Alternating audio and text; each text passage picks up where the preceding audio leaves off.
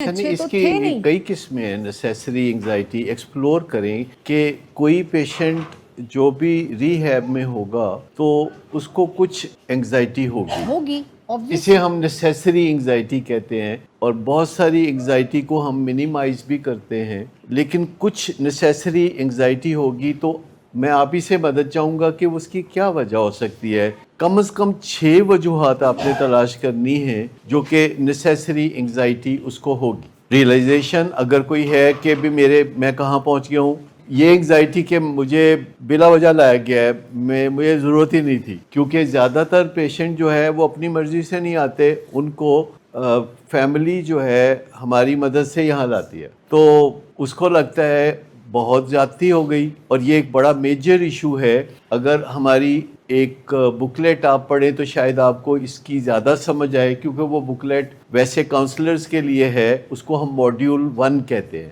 Module 1 میں ہمارا کام ہوتا ہے کہ پیشنٹ کو سمجھانا طریقے سے کہ یہ جو آپ کو مرضی کے خلاف لایا گیا ہے ایسا کیوں ہوا, اور کیوں اس کا دکھ نہیں لگانا, کیوں اس کو آپ درگزر کر دیں, کیوں اس کو نظر انداز کر دیں, کیوں آپ فائدہ اٹھا لیں. اس طرح کے وہ موڈیول 1 ہے جو بتاتا ہے کہ مریض کے اندر جو 2 چیزیں ہیں, ایک چیز اس کے ڈیپ ڈاؤن ہے کہ میں نشہ چھوڑ دوں, اور ایک اس کو غصہ ہے کہ مجھے داخل کیوں کرایا گیا ہے. تو ہماری توجہ اس طرف ہوتی ہے کہ اس کے وہ جو ڈیپ ڈاؤن ہے کہ کاش میں نشہ چھوڑ دوں, تو ادھر ہم اس کو اس ڈائریکشن میں پش کر رہے ہوتے ہیں. اور یہ بات کہ تمہیں زبردستی جو داخل کرا دیا ہے گھر والوں نے, تو اس کی کیا وجوہات ہے, تم خود ہی سوچو کہ تمہارے گھر والوں نے یہ جو سٹیپ لیا ہے جو کہ بہت مشکل سٹیپ ہے, تو کیوں لیا ہے.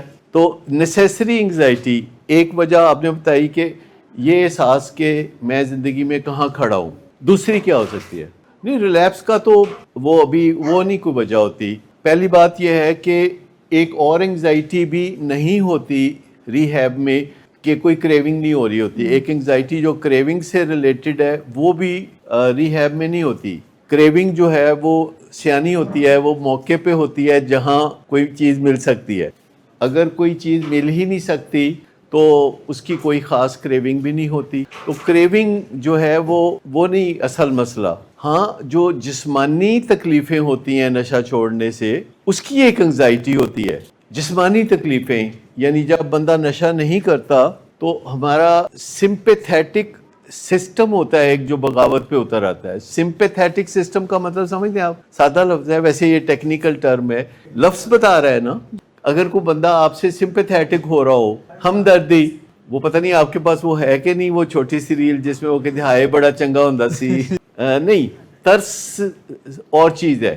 ہمدردی جو کہتا ہے کہ میں تمہارے ساتھ ہوں, مطلب ایک بندے کو جا کے آپ کہتے ہیں کہ میرے ساتھ دیکھو یہ زیادتی ہو گئی ہے, تو وہ کہتا ہے میں تمہارے ساتھ ہوں, چلو جا کے لڑتے ہیں.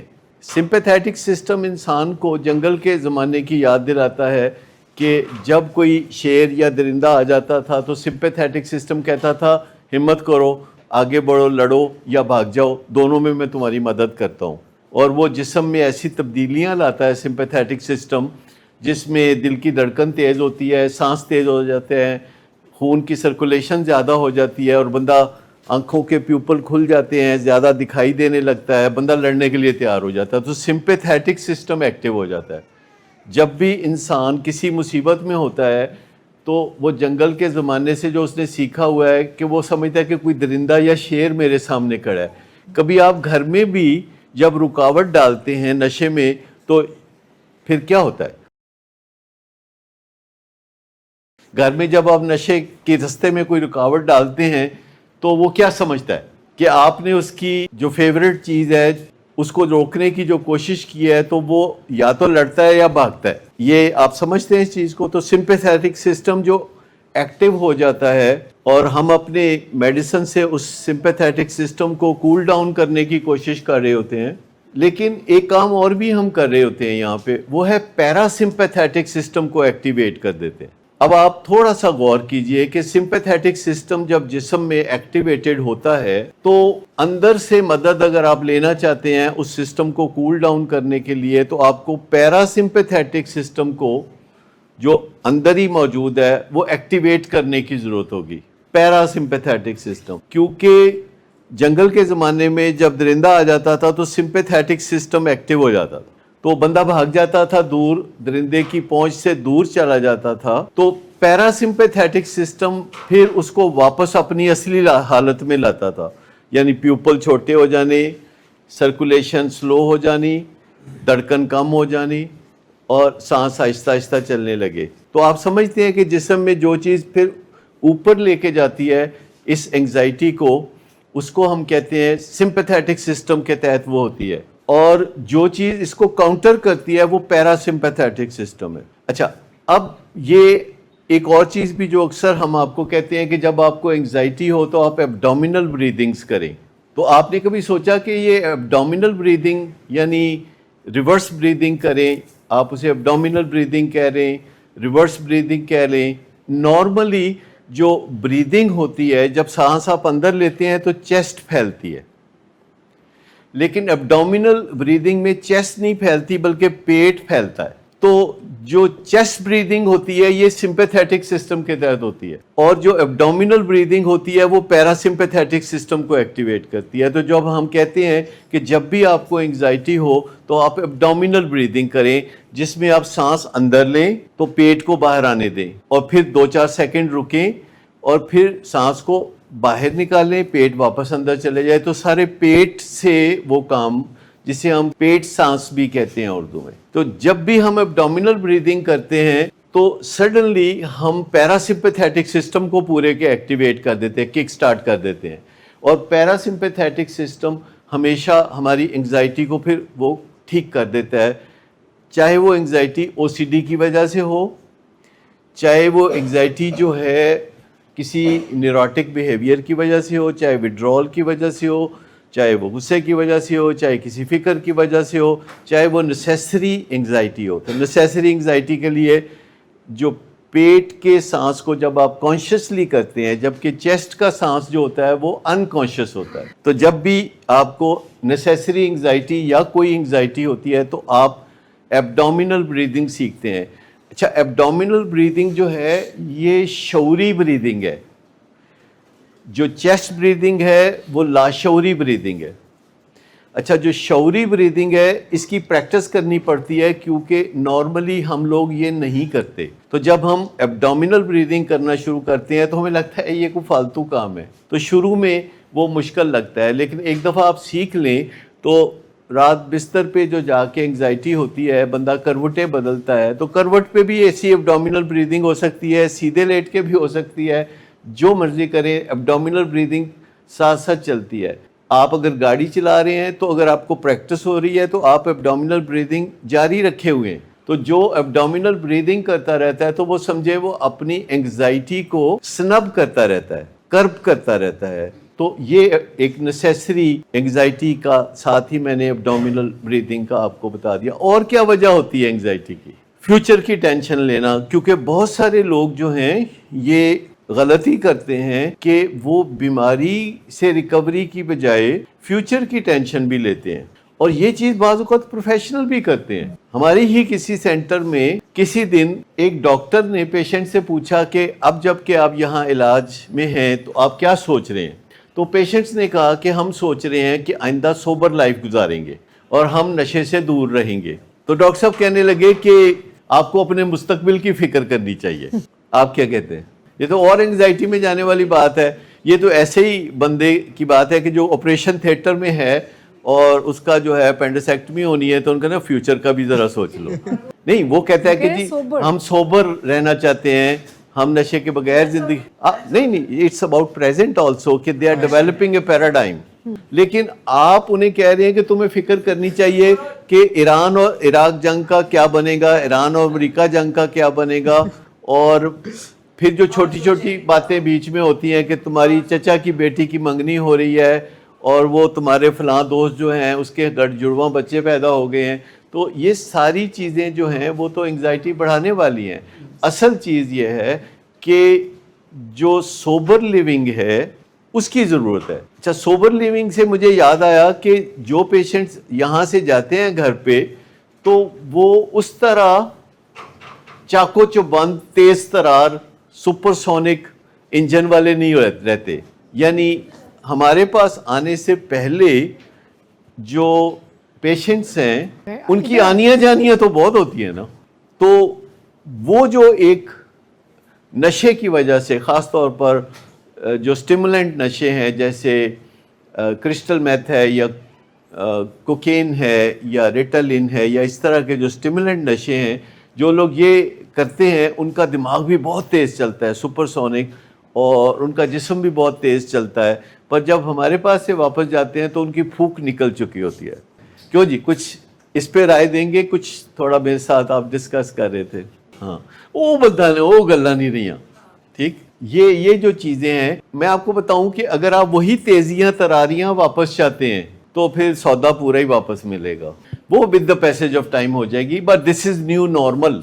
नहीं, 1.5 से 2 साल नहीं, जो जितनी मेहनत कर लेगा वो उतनी जल्दी थोड़ा एक्टिव भी हो जाएगा, और जो जितनी मेहनत करेगा उसकी दवाइयाँ भी उतनी कम हो जाएंगी। दवाइयाँ इरादे से नहीं, मेहनत से कम होती हैं। मेहनत इस सिमत में होनी चाहिए कि सोबर लाइफ और किसी किस्म का नशा नहीं, और अपनी ज़िंदगी में 7 आदतें जो कामयाब बनाने वाली हैं उनके ऊपर अमल करें कि जिम्मेदारी को उठाना। पहली जिम्मेदारी है कि नशा किया था तो इलाज की जिम्मेदारी को उठाना, और ये ना समझना कि मैं वालिदैन पे एहसान कर रहा हूँ। दूसरी ये है कि begin with the and in mind, का मतलब यह है कि मैं जो भी कुछ करने जा रहा हूँ इसका नतीजा क्या निकलेगा दूर की लकीर में देख लेना, थिंक थ्रू कर लेना। तीसरी चीज़ यह है कि अपनी प्रायोरिटीज़ को देखना कि मेरी प्रायोरिटी क्या है। मैंने बहुत सारे लोगों को देखा है कि उनकी प्रायोरिटी कुछ और होती है और वो जिद्दोजहद किसी और डायरेक्शन में कर रहे होते हैं। चौथी चीज़ है विन विन सोचना कि मेरी भी एक पोजीशन है घर में और घर वालों की भी एक पोजीशन है, तो मैं भी सुखी रहूं, घर वाले भी सुखी रहें। ये नहीं कि मैं सुखी रहूं, घर वाले दी खैर है। और फिर जो पांचवी आदत है वो ये है कि अच्छी तरह सोच के जवाब देना। थोड़ा सा 30 सेकंड भी अगर आप सोच लें किसी तलख बात का जवाब देने से पहले, तो वो आप इतना बुरा जवाब नहीं देंगे। और दूसरे इंसानों से लेन देन करना, बहुत कम लोग हैं जो इसमें बिलीव करते हैं कि दूसरे इंसानों से लेन देन करना। ज़्यादातर लोग समझते हैं कि वो खुद ही काफ़ी हैं और उनको दूसरे इंसानों की किसी मदद की ज़रूरत नहीं है। आपको पता है कि दुनिया में जिन लोगों को मदद की ज़रूरत होती है, ज़्यादातर वो मदद से इनकारी होते हैं, उनके प्यारे उनको मदद मुहैया करते हैं। और जो 7वीं आदत है कि वो सीखते रहना, ज़िंदगी को सीखते रहना। जैसे हम आपको कहते हैं कि AI पे जाएं, अगर आपको इंटेलिजेंस चाहिए, अगर आपको मालूमात चाहिए तो आप गूगल पे जाइए, लेकिन आपको अगर इंटेलिजेंस चाहिए तो पेशेंट वाली इंटेलिजेंस चाहिए, डॉक्टर वाली नहीं चाहिए। अगर आपको मालूमात चाहिए तो पेशेंट वाली मालूमात चाहिए, डॉक्टर वाली नहीं चाहिए। डॉक्टर को जो है डॉक्टर वाली चाहिए, डॉक्टर को डॉक्टर वाली इंटेलिजेंस चाहिए। जैसे क्रिकेट का जो खिलाड़ी है उसको किसी और चीज़ की प्रैक्टिस करने की ज़रूरत है या नॉलेज की ज़रूरत है, लेकिन जो स्टेडियम में बैठा हुआ तमाशाई है, अगर वो गेम को एंजॉय करना चाहता है तो उसको कुछ और किस्म का नॉलेज चाहिए। जैसे डायबिटीज़ में 2 किस्म का नॉलेज होता है, एक पेशेंट वाला, एक डॉक्टर वाला। इसी तरह एडिक्शन में या दिल की बीमारी में या तमाम प्राइमरी क्रॉनिक बीमारियों में 2 किस्म का नॉलेज होता है। दवाई के बारे में मनफी सोच जो है बहुत घाटे का सौदा है। ये जो दवाइयाँ आप खाते हैं ये बहुत कीमती दवाइयाँ होती हैं, आप ख़रीदते हैं बाज़ार से। यहाँ से जाने के बाद तो आपको पता चलता है कि 500, 700, 800, 1000 रुपए की एक गोली होती है। तो इस दवाई के बारे में अगर आप नेगेटिव सोचेंगे और जाके गूगल पे सर्च करेंगे या AI पे सर्च करेंगे, तो यहीं से सर्च करने से पहले आपका जो बेनिफिट है वो दवाई का वो नीचे आना शुरू हो जाएगा। जो प्लेसिबो इफेक्ट है वो माइनस हो जाएगा, जो डॉक्टर इफेक्ट है वो माइनस हो जाएगा, और खाली थेराप्यूटिक इफेक्ट रह जाएगा जो दवाई का असल असर है जो 33% है। तो आप यूँ समझें कि आपने 2/3 खो दिया। और ये बात साथ ही जाहिर करती है कि आपको डॉक्टर पे भरोसा नहीं, तो आपने डॉक्टर को सेपरेट कर दिया। तो जो डॉक्टर का काम है वो डॉक्टर को करने दें, जो आपका काम है वो आप करें। اور دوائی کے بارے میں کبھی کبھی یہ جا کے پڑھیں کہ یہ دوائی بنی کیسے تھی، بنائی کس نے تھی، اس پہ کتنا پیسہ خرچ ہوا تھا دوائی بنانے پہ. بلینز آف ڈالرز خرچ ہوتے ہیں ریسرچ پہ، بلینز آف ڈالر خرچ ہوتے ہیں تو کوئی دوائی بنتی ہے اور اس کمپنی کو پھر یہ حق حاصل ہوتا ہے کہ پہلے 5 سال وہ دوائی بنائے گی، کوئی اور نہیں بنائے گا، تاکہ ان کی ریکوری ہو جائے. تو دوائیوں کے بارے میں ہمیشہ پازیٹیو رہیں کہ 100 سال پہلے کوئی ایفیکٹو دوائی نہیں تھی، کوئی بلڈ پریشر کی دوائی نہیں تھی، کوئی ڈائبٹیز کی دوائی نہیں تھی، کوئی بائیپولر ڈس آرڈر کی دوائی نہیں تھی، کوئی شکیزوفرینیا کی دوائی نہیں تھی 100 سال پہلے. میں بہت پرانی بات نہیں کر رہا، فقط 100 سال پہلے. تو دوائیاں آنی شروع ہوئیں تقریباً 70 سال پہلے، اور دوائیوں پہ بڑا انویسٹمنٹ کی گئی تو یہ آئیں. اور پہلی دفعہ دنیا میں کانسیپٹ آیا کہ کچھ دوائیاں پرائمری کرونک پروگریسو ڈس آرڈرز کے لیے بھی ہوتی ہیں جو مسلسل چلتی ہیں. دوائی کا جو ازلی کانسیپٹ ہے وہ یہ ہے کہ دوائی شروع ہوتی ہے اور ڈیفینیٹلی بند ہوتی ہے. پرانا کانسیپٹ یہ ہے کہ جو دوائی آپ کھانا شروع کریں گے پھر وہ دوائی بند بھی ہوگی، اور ابھی بھی انسان ایسے ہی سوچتا ہے. اور امریکہ میں انہوں نے ایک دفعہ $100 بلین 5 سال میں خرچ کیے یہ تاثر دینے کے لیے کہ اب جو دوائیاں ہیں وہ پرائمری کرونک امراض کی دوائیاں ہیں جو ڈاکٹر شروع کرائے گا، چانس ہے کہ ڈاکٹر بند کرائے گا، چانس ہے کہ وہ چلتی رہیں گی، جیسے بلڈ پریشر کی دوائی، جیسے ڈائبٹیز کی دوائی، جیسے شکیزوفرینیا کی دوائی. تو انہوں نے اس تاثر کو گہرا کرنے کے لیے 1970 سے لے کے 2000 تک بہت اویئرنیس کریٹ کی، کیونکہ یہی پرابلم، یہی غلط فہمیاں وہاں بھی تھیں. تو اس چیز کو جو ہم کہتے ہیں رہتے ہیں کہ اے آئی پہ جاؤ، گوگل پہ جاؤ، تو ہم چاہتے ہیں کہ وہاں سے آپ وہ چیز حاصل کرو جو آپ کو فائدہ دے. تو آپ اچھی طرح سمجھ لیں کہ اپنا نقصان کہتے ہیں. جیسے ہم پیشنٹس کو ایک فیورٹ فکرہ ہمارا اب یہ ہے کہ دیکھیں آپ مرضی سے نہیں آئے، آپ کو یہ برا لگتا ہے، آپ کے گھر والوں نے ہمارے ساتھ مل کے آپ کو یہاں پہنچا دیا، تو اس میں آپ کا اختیار نہیں تھا، پر آگے آپ کا اختیار ہے. اور وہ یہ ہے کہ آپ یہاں اب آ ہی گئے ہیں تو آپ کا اختیار ہے کہ یا فائدہ اٹھا لیں یا فائدہ نہ اٹھائیں. تو اپنا اختیار آپ اگر یوز کرنا چاہتے ہیں تو سٹارٹ فرام ہیئر. اور اگر آپ اپنا اختیار یوز کریں گے کہ فائدہ اٹھائیں گے تو دوبارہ آپ کو نہیں آنا پڑے گا. لیکن مجھے بتائیے کہ اگر آپ فائدہ نہیں اٹھائیں گے تو دوبارہ کیا ہوگا؟ کہیں نہ کہیں آنا پڑے گا، کدھرے نہ کدھرے جانا پڑے گا. ٹھیک، اور دنیا گول ہے. تو مسئلہ یہ ہے کہ بہتر یہ ہے کہ جہاں موقع ملے اپنے اختیار کو یوز کریں. ہم لوگ بہت جد و جہد سے ایسے لٹریچر بھی پروڈیوس کرتے ہیں جو کہ کاؤنسلرز کے لیے ہوتے ہیں، لیکن چونکہ ہم لوگ چھپاتے کچھ نہیں ہے تو وہ آپ کے لیے بھی کارآمد ہو سکتے ہیں. جیسے ماڈیول 1 ہے، تھوڑا انڈرسٹینڈنگ میں مشکل ہے، کاؤنسلرز کو بھی مشکل سے سمجھ میں آتا ہے کہ پیشنٹ کے ساتھ کیسے بات کریں کہ اس کے اندر نیچے چھپی ہوئی خواہش کہ میں نشہ چھوڑ دوں وہ اوپر آ جائے. کبھی آپ میں سے کسی نے دہی کو بلو کے مکھن نکالا؟ تو مکھن جو ہے وہ آپ کو پتا ہے کہ جب دہی کو بلوتے ہیں تو بیچ میں ہی مکھن ہوتا ہے جو سرفیس پہ آ جاتا ہے. تو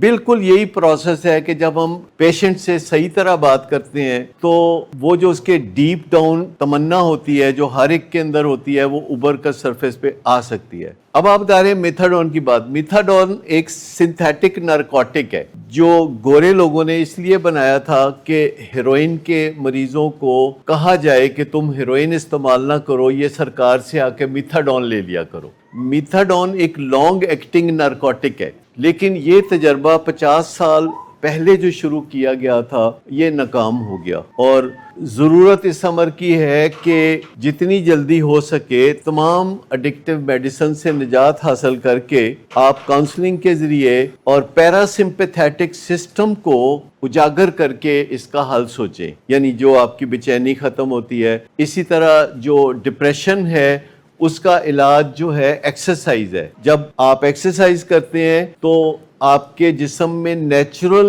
نارکوٹک پیدا ہوتے ہیں جن کو एनकेफ्लिन कहते हैं, एंडोर्फिन कहते हैं, तो वो नेचुरली खुद ही पैदा होते हैं। जब आप नींद सही पूरी करते हैं और रात 3 बजे की बजाय 11 बजे 10 बजे सो जाते हैं, तो आपके जिस्म में डिप्रेशन खत्म करने वाले केमिकल, प्यार उजागर करने वाले केमिकल, ऑक्सीटोसिन और सेरोटोनिन पैदा होते हैं। कुदरत ने बंदोबस्त रखा हुआ है अंदर से भी जलेबियां देने का, तो बाहर से नहीं लेनी जलेबियां। तो मिथाडोन के बारे में कुछ और पूछना चाहते हो तो पूछ लें। असल में तो एक है ना वो जिसे कहते हैं कि जहन में ये चीज बहुत बैठी होती है कि किसी ना किसी किस्म का नशा ही है जो मुझे मजा दे सकता है, यानी वो एक ईमान सा बन गया होता है। इस ईमान को तोड़ना बहुत जरूरी है कि आपका जो ईमान है बैरूनी केमिकल्स की बजाय अंदरूनी केमिकल्स, बैरूनी केमिकल, आप चाहें तो अंदरूनी केमिकल्स भी पैदा कर सकते हैं और उसके लिए रास्ता मौजूद है। एक बहुत ही अच्छी किताब आई है, अगर आप में से कोई पढ़ना चाहे, जो कि केमिकल्स पे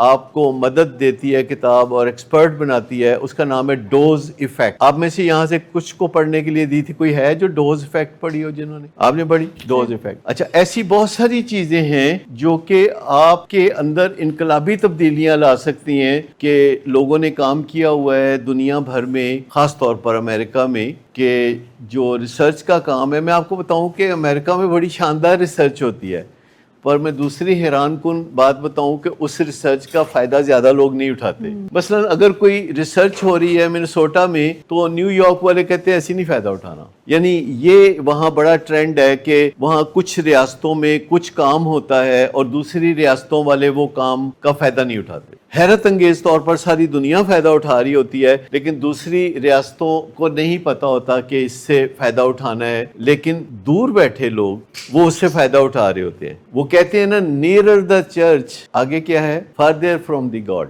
यानी जो बंदा चर्च के जितना नजदीक रहता है वो खुदा से उतना ही दूर होता है। पंजाबी में कहते हैं चिराग तले अंधेरा। आप समझते हैं ये बातें होती हैं? मुझे ये बताइए कि किसी का वालिद बहुत आलम फाजल हो तो उसका बेटा फायदा उठाता है? क्या कहता है बेटा? कोई फादर है जिसने बिजनेस को अरूज पे पहुंचाया, जैसे फैसलाबाद में हम बहुत देखते हैं कि बड़े हाजी साहब एक होते हैं, तो उन्होंने बिजनेस को बड़ा अरूज दिया होता है, तो उनका जो बेटा है वो क्या कहता है? वो कहता है इन्होंने बिजनेस का नहीं पता, अब्बा जी अगर मेरा कहना मनन था काफी तरक्की कर सकते हैं। तो ये कॉमन ट्रेंड है या नहीं? आप में से किसी को लगता है कि अब्बा जी ने नहीं पता, मैं दसा उन्होंने कि बिजनेस किवें करना है, तो वो बहुत अच्छा होएगा। यानी जिस बंदे ने बकायदा मार्क पैदा किया, जिसने बकायदा नाम पैदा किया, तो उसका बेटा कह रहा होता है इन्हों नहीं पता बिजनेस किवें आंदा। कोई बेटा नहीं कहता कि अब्बा जी तो नहीं पता, मेरे को पूछो। वही सर्टन थिंग्स ही देखें, पूरे बिजनेस के ऊपर तो हो सकता है कि वो इस कदर ना बात करते हो, लेकिन कभी यहाँ कभी वहाँ कभी वहाँ नक्स निकालते हैं ना, तो वो उनकी अपनी शॉर्ट साइटेडनेस होती है, क्योंकि जो एक्शन है ना वो that speaks louder than words. लेकिन बंदा जो होता है वो जरूर अपने तौर पर सोचता है कि जी जो मैनू पता है अब्बा जी ने नहीं पता। अच्छा, इसी तरह अगर देखा जाए तो जो नशे के पेशेंट्स होते हैं तो उनको भी लगता है कि दे नो बेस्ट के नशे से कैसे निकलना है। तो आपका क्या ख्याल है? बोले, जब उनको लगता है कि दे नो बेस्ट, हालांकि उनका तजर्बा होता है कई दफा का कि वो नशा छोड़ना चाहते हैं तो नहीं छोड़ पाते, लेकिन वो समझते हैं कि दे नो बेस्ट। बहुत सारे और लोग भी जो हैं वो समझते हैं कि उनको किसी राय मशवरे की ज़रूरत नहीं। ये हैरत अंगेज बात है कि बड़ी आसानी से फैमिलीज एआई की मदद से और गूगल की मदद से नशे की बीमारी और उससे निकलने के सैकड़ों तरीके जान सकते हैं, लेकिन आमतौर पर बहुत कम है जो कोई ऐसा कहे कि हमने एआई से मदद ली या हमने गूगल से मदद ली। आप में से कोई है जिसने एआई से या गूगल से मदद ली हो ड्रग छोड़ने के लिए, या उस झगड़े को ख़त्म करने के लिए जो ड्रग्स की वजह से घर में पैदा हुआ है? जैसे आप ये भी देखते हैं कि घर में एक दूसरे के साथ कोई पूछ परीत करें, कोई बातचीत करें तो झगड़ा हो जाता है। क्या इस झगड़े को ख़त्म करने के लिए कभी कोई मदद ली कि झगड़ा ना हो? मियाँ बीवी जो कि बहुत ज़्यादा कॉमन रिश्ता है, हर घर में तकरीबन एक मियाँ बीवी बसते हैं, क्या उन्होंने कभी सोचा कि उनके दरमियान झगड़ा कैसे ख़त्म हो सकता है? कभी उन्होंने सोचा? या वो ये सोचते रहते हैं कि मैंने कभी कोई गलती नहीं की, इसने हमेशा मेरी जान को अजाब डाला हुआ है? ہر میاں بیوی کا تقریباً یہی خیال ہوتا ہے کہ 90% قصور تو اس کا ہے، باقی پھر 10% قسمت بھی ہوتی ہے۔ اچھا مجھے یہ بتائیے کہ تقریباً زیادہ تر خواتین یہ چاہتی ہیں نا کہ ان کا بندہ ان کو بہت توجہ دے، روزانہ ان کو کہے آئی لو یو، یہ صحیح ہے کہ غلط ہے؟ کتنے % خواتین جو ہیں ہمارے معاشرے میں یا دنیا میں یہ چاہتی ہیں کہ ان کا بندہ روزانہ ان کو کہے کہ آئی لو یو؟ جی 110 تو کٹاؤ، دوسرا کس نے کہا کہ نہیں؟ لیکن پتہ اس وقت چلتا ہے جب بڑے سال گزر گئے ہوتے ہیں، لیکن جس وقت پتہ ہونا چاہیے، جیسے کوئی ینگ لڑکی ہے تو کوئی کسی لڑکے کو پسند کرتی ہے تو اس لڑکی کے ذہن میں جو سوال بار بار آتا ہے جو اس کو رات سونے نہیں دیتا، وہ یہ ہے کہ کیا یہ میرے ساتھ سنجیدہ ہے، از ہی دیٹ ان ٹو می؟ کیونکہ آپ کتنا بھی ایکشن کو دیکھیں پھر بھی شک تو رہتا ہے نا۔ لیکن زیادہ تر خواتین یہ کہتی ہیں نا، تو جب وہ اپنے بندے کو کہتی ہیں کہ روزانہ مجھے کہو کہ آئی لو یو، تو وہ کہتے تینوں پتہ تے ہے، میں دسیا سی 3 سال پہلے تینوں پتہ ہی ہے۔ وہ کہتی نہیں آئی نیڈ یور اٹینشن، تسی آندے ہو میرے نال گل ہی نہیں کردے، کہندے میں سارا دن تھکیا ٹٹا آنا تے میں ہن آ کے تے تینوں میں کی کہاں۔ اچھا تقریباً ساری خواتین چاہتی ہیں نا کہ جب وہ خاوند نہیں سنتا بات تو پھر وہ رونا شروع کر دیتی ہیں۔ تو جب بیوی رونا شروع کرتی ہے تو خاوند عموماً کیا کہتا ہے؟ نہیں، کوئی خاوند آیا تو بیوی اتھرو بہا رہی ہے، تو مطلب اب خامد بلا کیا کہے گا؟ راہ میں پڑا ہوا ہے۔ یہ تو اضافی ہو رہے ہیں میرے علم میں، لیکن میرا خیال ہے کہ بہت شریفانہ سی بات اگر کوئی کرے تو وہ کیا کرے گا؟ فیصل نے بتایا ہے کہ آپ کیوں رو رہی ہیں، آپ کے خیال میں یہ ٹھیک بات ہے؟ نہیں۔ جیسے آپ کسی جگہ دیکھتے ہیں کہ آگ لگ گئی ہے، آپ پہنچے ہیں وہاں تو وہاں آگ لگی ہوئی ہے، تو آپ یہ پوچھیں گے کہ آگ کیوں لگی ہوئی ہے یا ٹھنڈے پانی کی بالٹی ڈالیں گے؟ تو بیویاں عام طور پر اس موقع پہ چاہتی ہیں کہ انہیں ساتھ لگا کے تھوڑا سا پیمپر کیا جائے اور پھر پوچھا جائے کہ جانو کیا بات ہے؟ ٹھیک جی؟ نہیں، بالٹی نہیں پانی، ہر جگہ پانی تھی، بالٹی نہیں پانی۔ تو آپ کو سمجھ میں آیا کہ ڈز اٹ میک سینس کہ کوئی بیوی رو رہی ہے تو اس سے پہلے یہ نہیں پوچھنا کہ کیوں رو رہی ہو، وہ اس کے رونے میں اور اضافہ۔ لیکن ہر بندہ جو ہے وہ اس کے ٹپیکل، جیسے ہر خاتون یہ چاہتی ہے تو ہر بندے کے ٹپیکل کوئی نہ کوئی باتیں ہیں جن میں احسان جتانا بھی ایک بات ہے، کہ ہر بندہ وہ ٹھنڈے دودھ کو پھوکے مارنا یا احسان جتانا کہ میں نہ تیرا ساتھ دیتا، اینیاں مشکلات تیرا میں ساتھ دیتا، تو یہ چیزیں جو ہوتی ہیں احسان کبھی جتانے ہی نہیں چاہیے۔ یعنی اگر کسی کو نہیں پتا تو پھر جتانے سے نہیں پتا چلے گا۔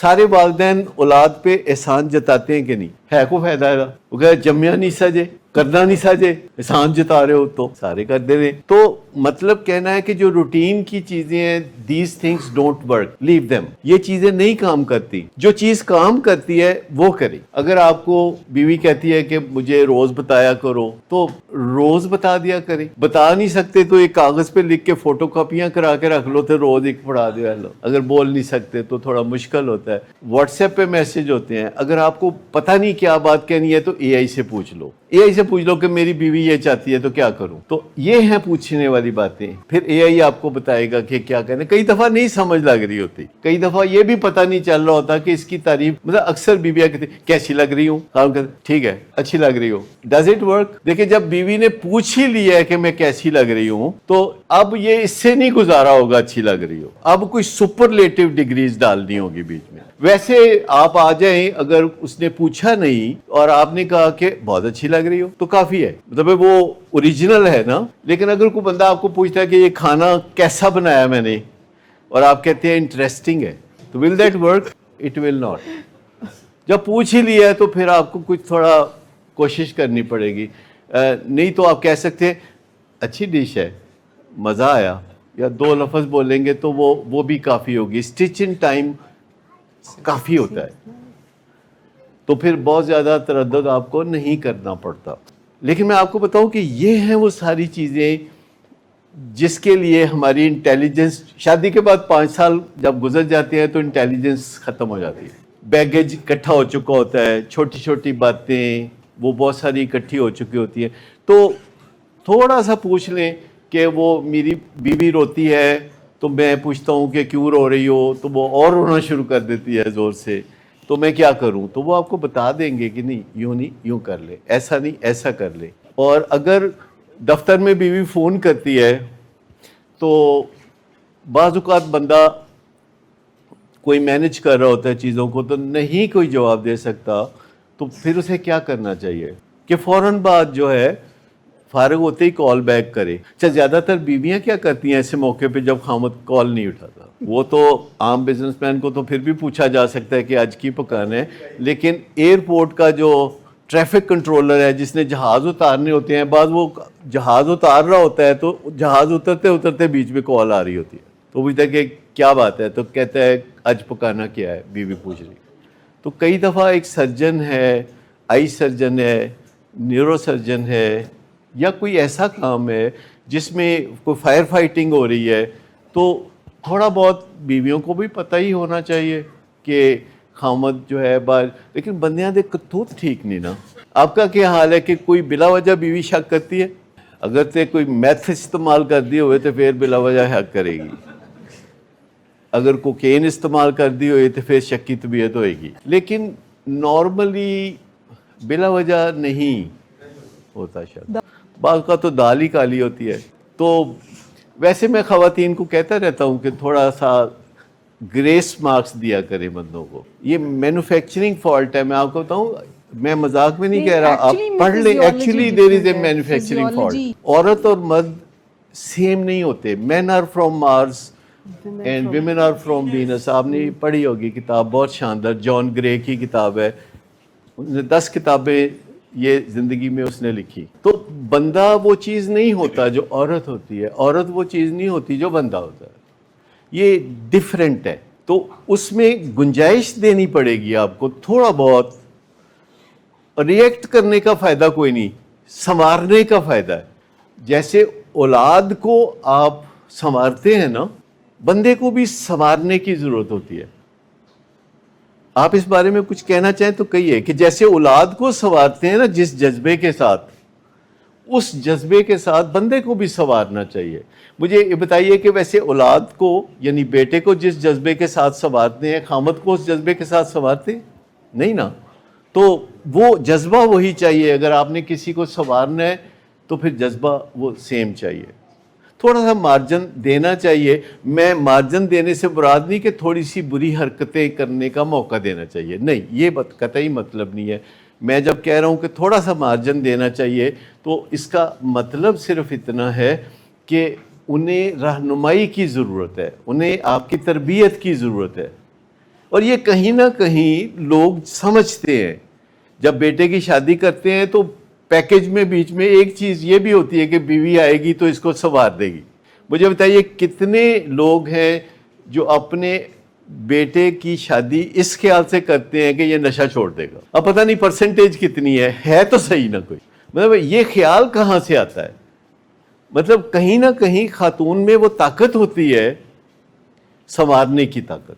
آپ کو پتہ ہے کہ خاتون میں سنوارنے کی ایک انکینی ایبلٹی ہوتی ہے، جس سے یہ مثالیں بنی کہ ہر کامیاب مرد کے پیچھے کوئی خاتون ہوتی ہے اور ہر ناکام مرد کے پیچھے کئی خواتین ہوتی ہیں. تو یہ خواتین کی جو پاور ہے، جو خواتین کو نہیں پتا، خواتین میں بہت طاقت ہوتی ہے. پر اگر آپ کو پتہ نہیں کہ آپ میں طاقت ہے تو پھر سمجھے کوئی نہیں ہے.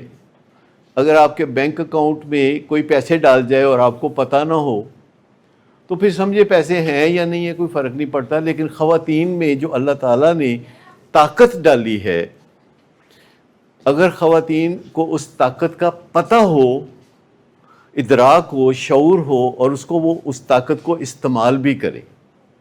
انفارچونیٹلی وہ بہت بڑی طاقت جو خواتین میں اللہ تعالیٰ نے ڈالی ہوئی ہے، خواتین کو اس کا کوئی شعور نہیں، اس کا کوئی پتہ نہیں.